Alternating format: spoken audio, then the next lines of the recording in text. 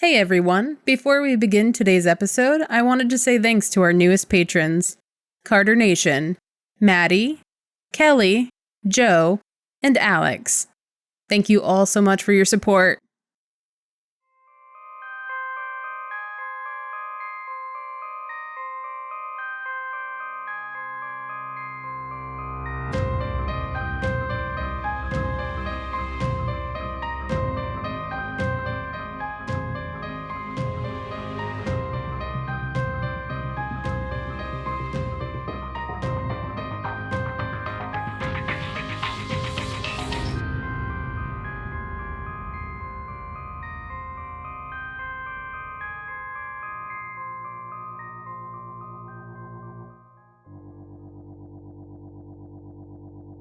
Hi everyone, this is Mia Miller.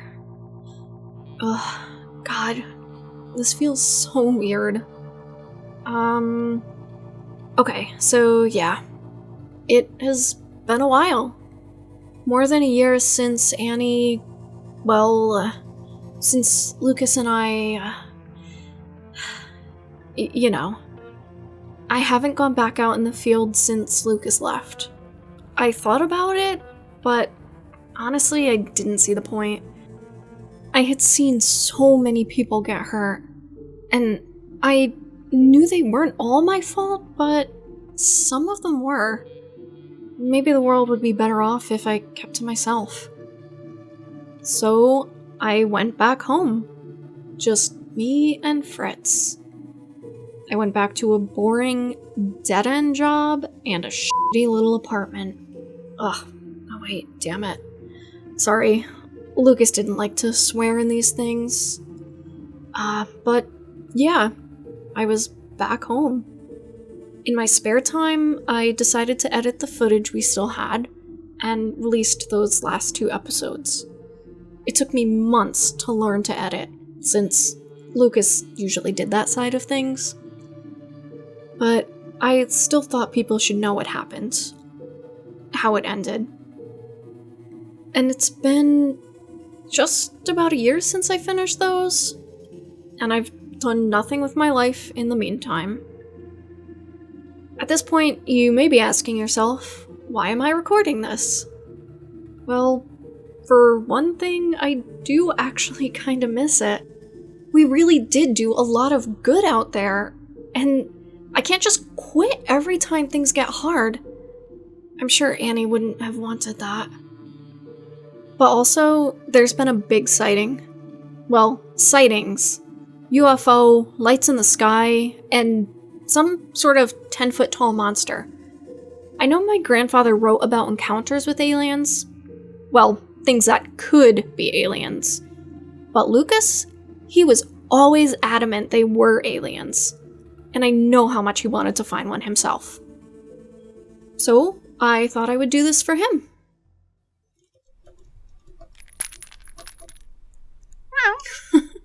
Yes, I know. You want to play, but I am trying to research. Come on, Fritz. I literally just hit record. Go on, go get it. Okay. Where was I? Oh, right. The sightings. I've got at least a dozen different reports from eyewitnesses in towns across southern Indiana. They all reported seeing lights in the sky on the same night about 2 weeks ago. And then, last week, one Megan Howell in the town of Jasper, also Indiana, claimed to have had a run-in with a humanoid creature that was at least 9 or 10 feet tall. Now, the most distinctive part of the sighting is that it had large, glowing eyes and a head shaped like a spade. So, I've been doing some research, and assuming the description is accurate, I think this is actually a creature that's been encountered before, specifically the Flatwoods monster. The Flatwoods monster is known by many names: the Phantom of Flatwoods, the Braxton County monster, and the most creative one of all, the Green Monster. This guy seems to be pretty popular among monster enthusiasts, but it's only known from a single encounter. On September 12th, 1952, in the town of Flatwoods, which itself is in Braxton County, West Virginia, Some boys were playing in their yard when they saw what they claimed to be a UFO flying overhead and crashing nearby. They went to tell their mom, and eventually 6 boys, a few dogs, the mother, and a member of the National Guard, although he was only 17, all went into the woods to investigate.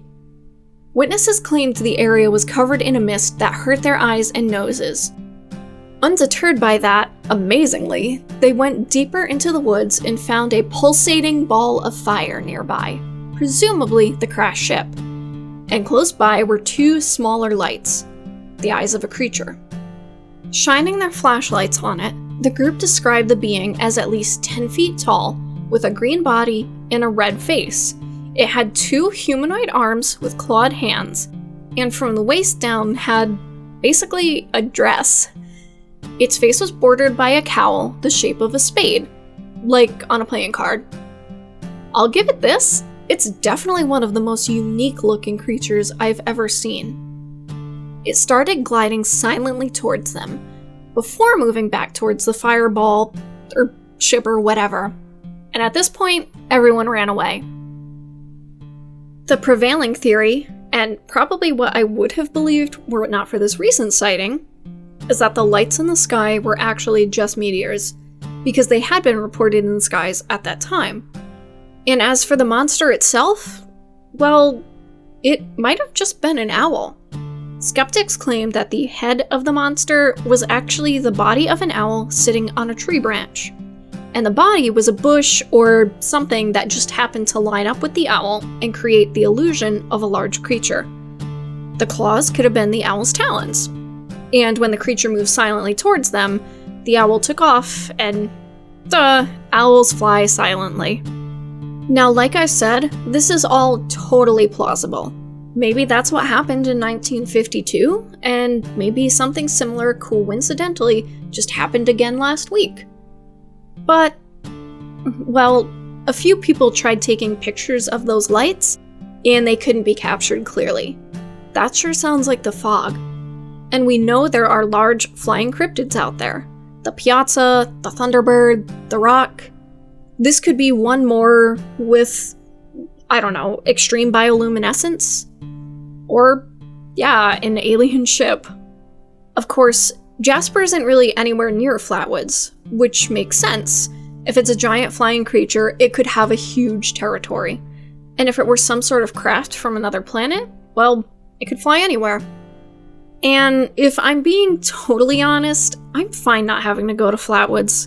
The sign going into town says, "Welcome to Flatwoods, home of the green monster." For f***'s sake. They've got giant 10-foot tall chairs painted to look like the monster. Not to mention all the themed restaurants and shops. It is a total tourist trap. Lucas would have loved it. But, yeah, time to drive, I guess. See you again in a few days. So, yeah. Like I said, I drove for 2 days, and I got to Jasper. What else did Lucas even talk about in these voiceovers? Eastern time zone, but switched to Central for a year. Home of the Indiana Baseball Hall of Fame. Jasper has often been called the wood capital of the world, boasting many furniture companies. Okay, sorry. I'm literally just reading Wikipedia. Whatever. The important thing is that the witness agreed to talk to me. I'll be meeting with her in the morning.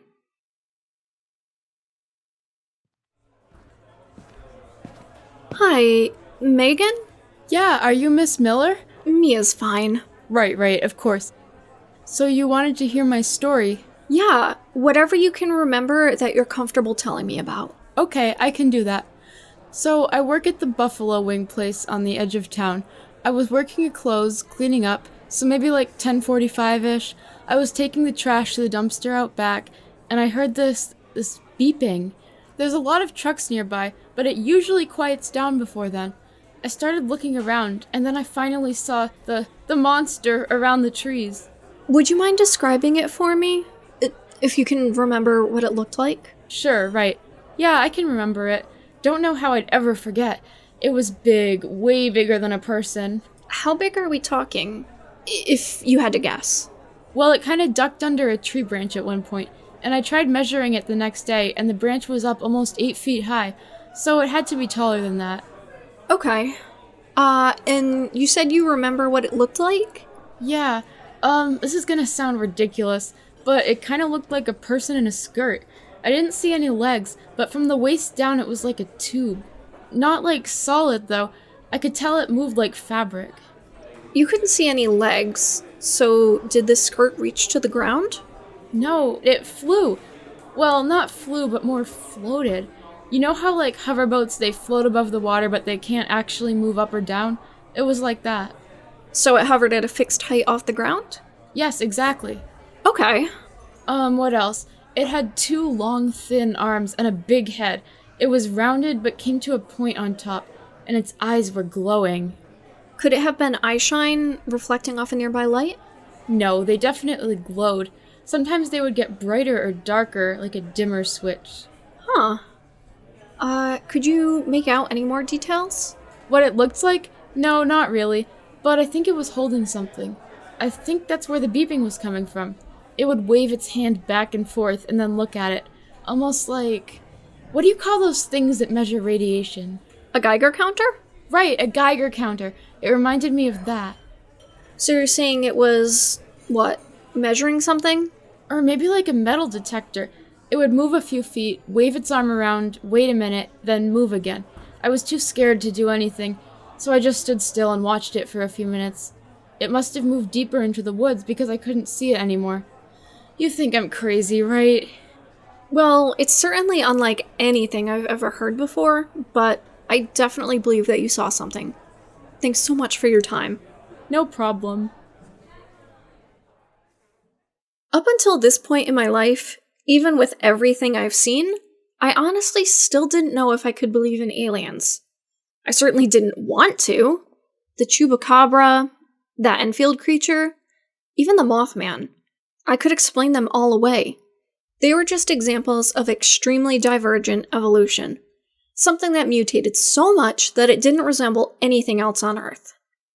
But now, if this thing had technology, between the floating, the little beeping device, the glowing eyes, it didn't seem like a wild animal. It was a being with technology far more advanced than ours, which left me with 2 options. Some species evolved intelligence earlier or faster than humanity and has gone undiscovered for all of human history, or some creature evolved intelligence on another planet and then came here. Ugh. I hated that aliens actually sounded like the more reasonable option. Either way, I packed my things. The next morning, I started at the woods outside of the restaurant where Megan worked. Hopefully, I would have an answer soon enough.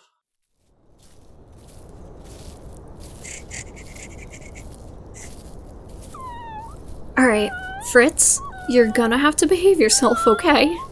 Can't have you getting hurt if there really is a 10-foot-tall alien running around out here. No, I don't care what you smell. You're staying in the fanny pack for now. Fine, you can have a treat at least. Whoa, something big definitely came through here.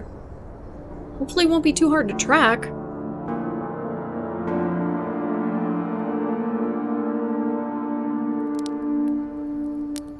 Okay, quick update. The track has actually been pretty consistent today. There are a lot of farms covering this area, but it seems like the tracks have tried to stick to the more wooded areas. Like it doesn't want to be seen. So, it definitely seems intelligent. I'm a little bit outside of Jasper now, Pike State Forest. Anyway, I set up camp for the night, and I'll get back to it in the morning. Like I said, I kept tracking the next day. Until, well, I'm not good at the dramatic suspense or whatever, but you'll see. Ow. What have you been smelling, girl? Shit. No! Fritz, get back here!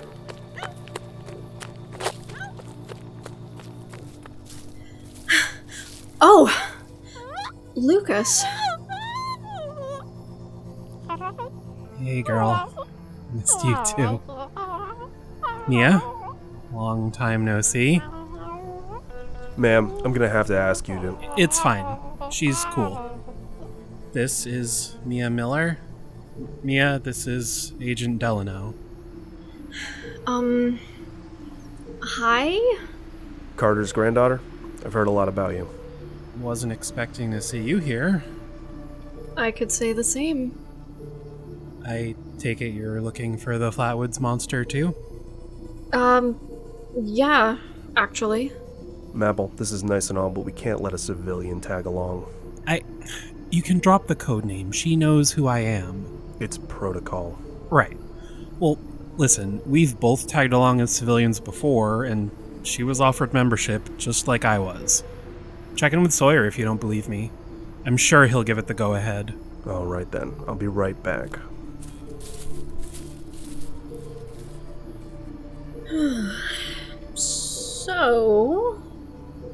So, it's been a while. Sure has. You look good. Fit. That's boot camp for you. Right. You, see any cool monsters lately? Oh, no, actually. This is my first time out again since, I haven't done any monster hunting on my own, I mean. How about you? Me neither. I just completed training last month. This is my first field mission, actually. Oh, well, congratulations, I guess. Thanks. Your partner seems fun. He's not that bad once you get to know him. Alright, checks out. Sawyer vouched for her. You can join us if you want. Yeah, sure. If we're all looking for this thing, we might as well stick together, right?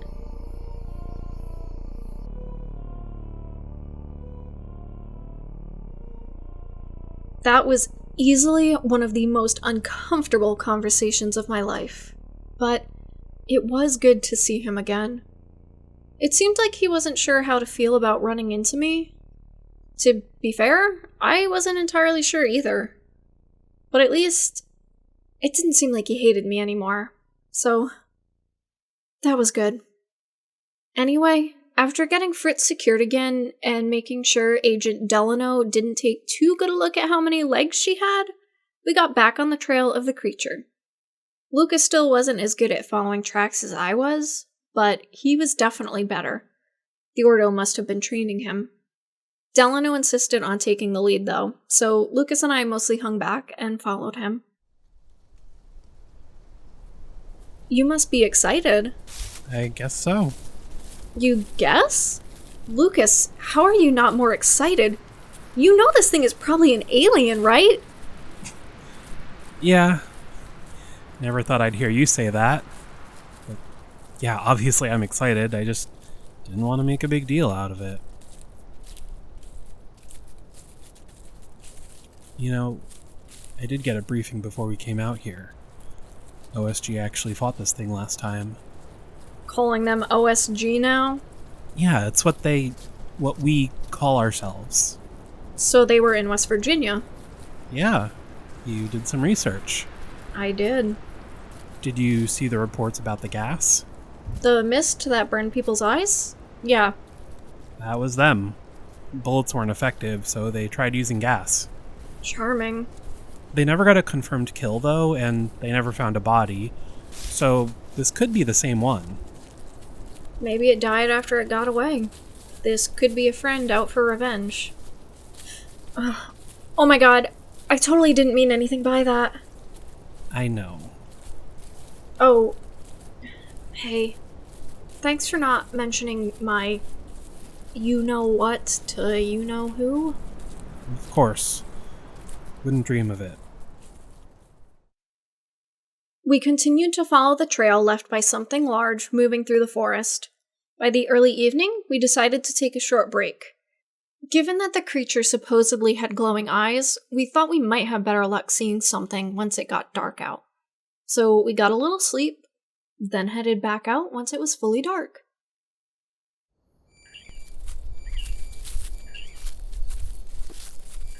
You hear that?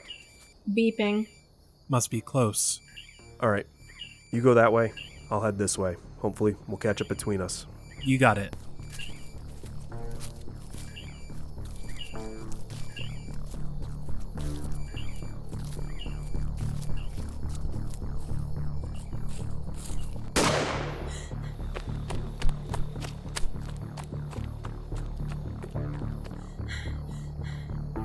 Is everyone okay?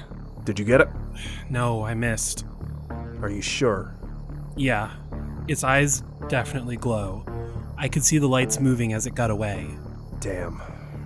What's with the gun? I thought you guys were gonna use gas. Not this time. OSG's got better weaponry nowadays. Then what are the grenades for? Non-lethal deterrent.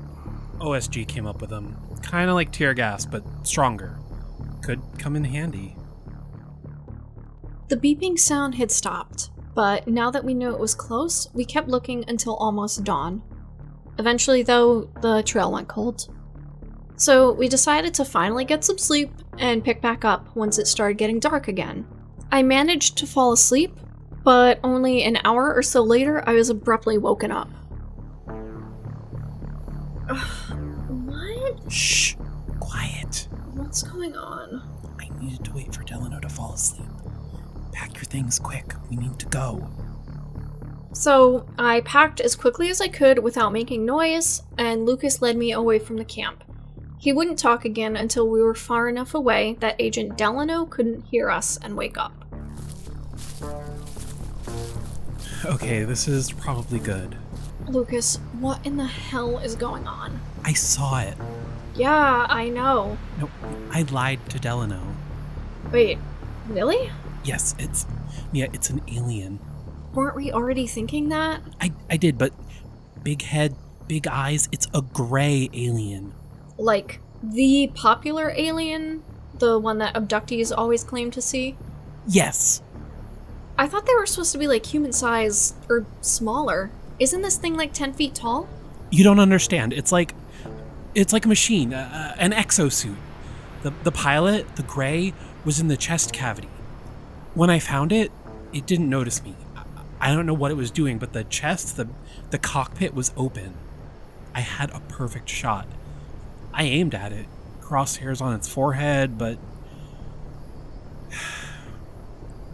I couldn't.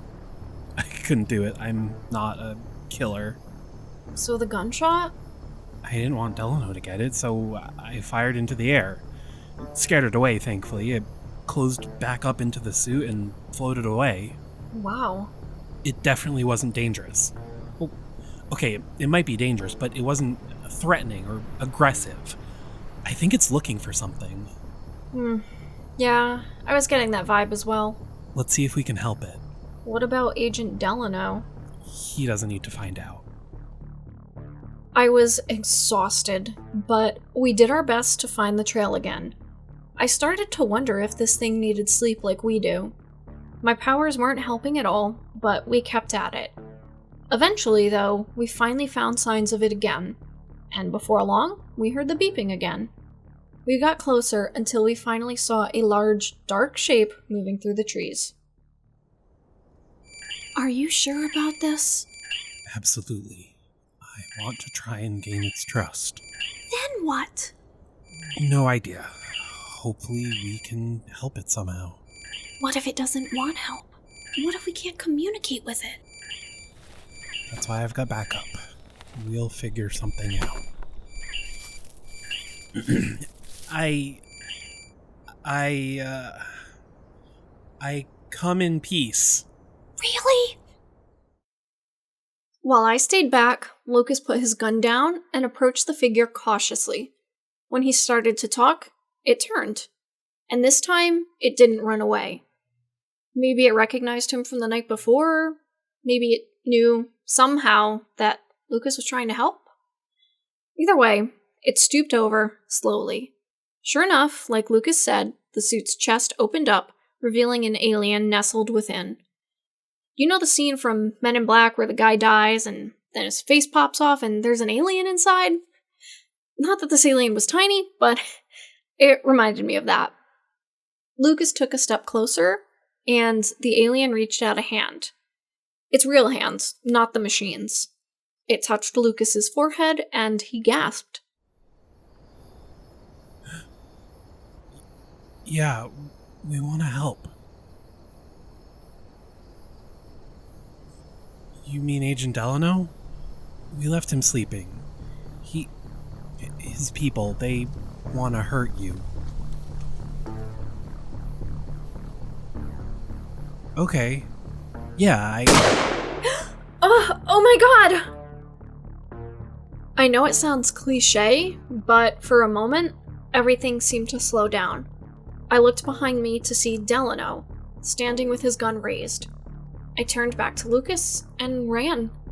The alien was already retreating inside the suit, and Lucas dropped to his knees. I grabbed one of his tear gas canisters and threw it behind me towards Delano. Hey man, are you okay? Come on, where'd he get you? he shot me. Oh, thank God, it's your side. It looks worse than it is, but come on, get up. We gotta get out of here. Come on, focus. We can talk later. Oh, come on.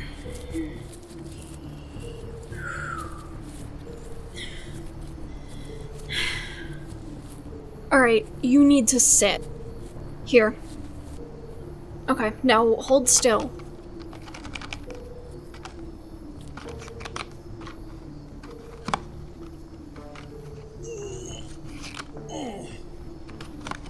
Okay, you should be alright for now. Just keep pressure on it. Delano. I know. I'll figure something out. No, it's close. We don't need to stop Delano. Just slow him down. Buy some time. Okay, I can do that. You've got, what, 2 of these canisters left? Yeah. Do you think you're strong enough to hold on to Fritz? I don't want her near this stuff. Yeah, sure. Just tie her leash around me, just in case. As quickly as I could, I took Fritz out of her travel bag, hooked up her leash, and tied it around Lucas's arm. She started kissing his face. I willed my power to Fritz and tried to tell her to behave. Then I took the last 2 tear gas canisters and headed back in the direction we came from. Once I was a little closer, I popped the canisters and threw them both as far as I could. I waited another minute and then moved in closer to look for Delano. He wasn't hard to find. I could hear him hacking up a lung. When I finally found him, he was on the ground, rubbing at his eyes. His bag was open, and there was a gas mask on the ground next to him. I guess he hadn't been able to put it on in time. I felt bad, but I should have known working with the Ordo wouldn't have been easy, one way or the other. I didn't know what was in their special tear gas, but hopefully whatever it was wouldn't kill him. Satisfied that Delano wouldn't be a threat again anytime soon, I returned to Lucas. He was pale, and the bloodstain on his torso had gotten a little larger, but he was still with me. Tear gas got him. We're good. Now, what are we buying time for?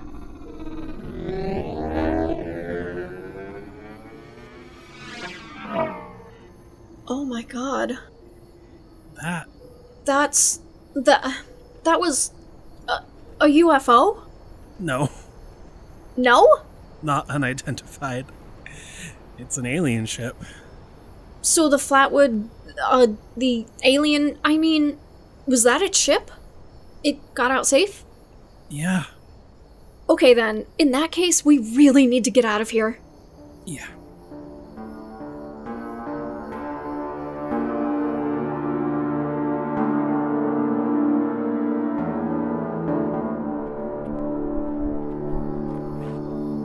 Alright. Careful. Careful. There you go.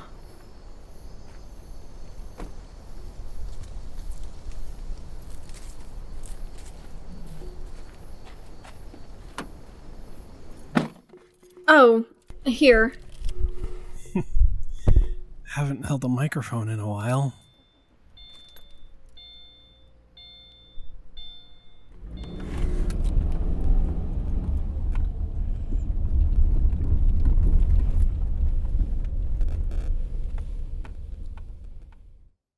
It took us a while to get back to the car, since Lucas obviously wasn't in the best shape. Once we got in the car, though, I drove out of there as fast as I could. Thankfully, I hadn't left anything important at the motel. Pretty much everything was in my car. I drove past Jasper and started making calls. We managed to find another motel an hour away and got there just after dark. I was worried that we were still too close to Jasper, but I didn't think Delano would be able to find us that quickly. I got Lucas inside and cleaned him up so I could get a better look at his wound. The bullet had gone through his side. The bleeding wasn't bad, and as best as I could tell, it hadn't hit anything vital. I bandaged him up as best as I could and made sure he was comfortable. Finally, for the first time in hours, we had a moment to breathe. You're officially AWOL now, huh? Yeah, I guess so. Oh my god. I totally forgot. What? Hold on. Here. Is this... Yeah. Annie's pentacle necklace. And her crystal. How... Annie's mom. The day after you left. She wanted you to have these. And you just happened to bring them with you? I always keep them close. Just in case in case you ever... Thank you. Sorry I forgot until now. It's okay. You were kinda busy. Good point. Fritz and I, we missed you. Yeah. Missed you too. Missed all this. Well, not getting shot, but yeah, everything else. I'm glad you're here. I know it'll never be enough, but I'm sorry. Really, I am. I know it wasn't your fault. I let my anger get the best of me. I thought OSG, the Ordo, would be the right choice for me, but it's not. I don't have what it takes. I can't do that. I'm sorry, too. For what? Everything I said.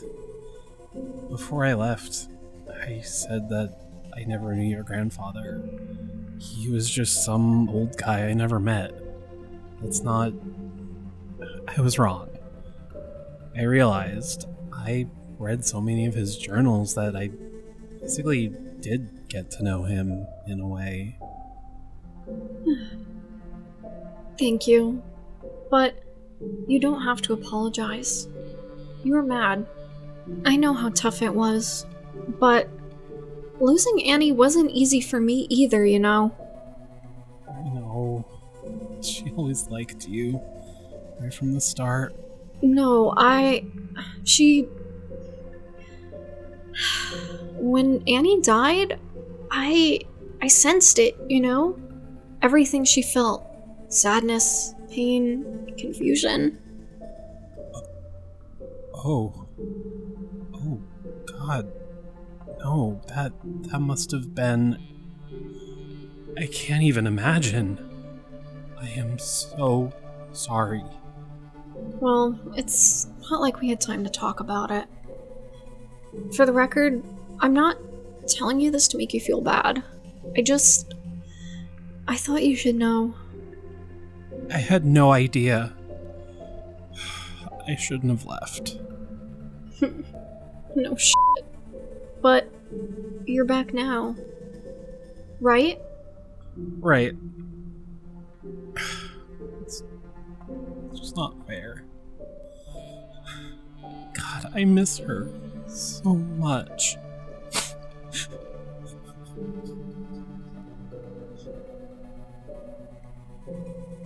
I started crying at that point too, and after a few seconds, our quiet crying turned into open sobbing. I got the feeling that Lucas hadn't let himself grieve since she died, and If I'm being totally honest, I hadn't really either. It was the first time both of us had been this vulnerable in a long time. But it was good. Cathartic. I don't really have a good segue for this, but the mics are already recording, so I may as well do field notes while I'm here. Okay. Field notes. Flatwoods monster. And also gray aliens, I guess. The so-called monster is not a living creature at all, but a highly advanced technological suit created and operated by a smaller being. The suit itself measured roughly 9 feet tall and hovered consistently a foot or two off the ground. As best as we can tell, the bottom half of the suit is mainly a propulsion device surrounded by an outer fabric of some kind. The suit is covered in shades of green, though the head of the suit is a darker red. For manipulating things, the suit has 2 long arms ending in clawed hands. They are likely capable of pretty fine motor control, though I didn't really get to see them in action. The pilot is primarily housed in the torso, which is also where it controls the suit. As for the pilot itself, yeah, I think it's safe to finally call this thing an alien. I didn't get as good a look at the being as Lucas did, but it had a large, bald head, pale skin, and large eyes. It looks like the classic depiction of aliens that everyone is probably familiar with. Now, this race undoubtedly has their own name for themselves, but since they are most commonly called Greys, that's what I'll go with for now. I feel weird calling it it. I don't know its gender, though. Hell, I don't even know if they have genders. I guess since they're intelligent, I should stick with them instead of it. Anyway, we could only see the Grey's head and some of its upper torso, but as best as we can estimate, the Grey would probably stand at around 4 or 5 feet tall. Now, most intriguingly, it seems that the Grey had some sort of telepathic powers similar to my own. Lucas claims that when they touched his head, they were able to communicate with him through a mix of mental images and projected emotions. As best as Lucas understood it, the Grey had some sort of accident or a malfunction and their ship crashed. They have life pods, or secondary ships or something, but they got separated from it in the crash. That's what they had been searching for. Before the crash, they managed to secure themselves in the exosuit. It helps them survive in hostile environments, like how astronauts wear spacesuits. Although, unlike astronauts, it appears that the Greys are capable of breathing our atmosphere, so they don't need it to survive. Then again, with the Ordo around, I would definitely call this a hostile environment. It would be a massive understatement to call this mind-blowing. My fundamental understanding of the world has once again changed completely. Mankind is officially not alone in the universe. Ugh, I'm going to need some time to process that. End field notes.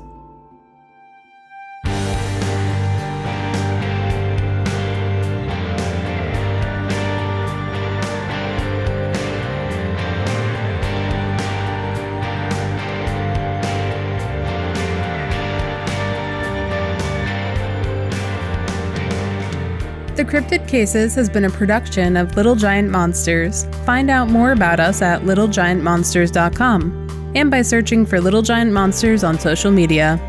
Every Monday after a new episode, we share a cryptid sketch, so be sure to look out for that. If you're enjoying the Cryptid Cases and want to help support us, find us on Patreon.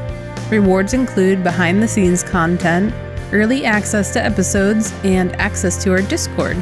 A huge thanks to all our current patrons. Links to our Patreon, our merch, and other shows we're creating are all available on our website or in the description and comments on Apple Podcasts and other podcast apps. Thanks for listening, and we'll see you again soon.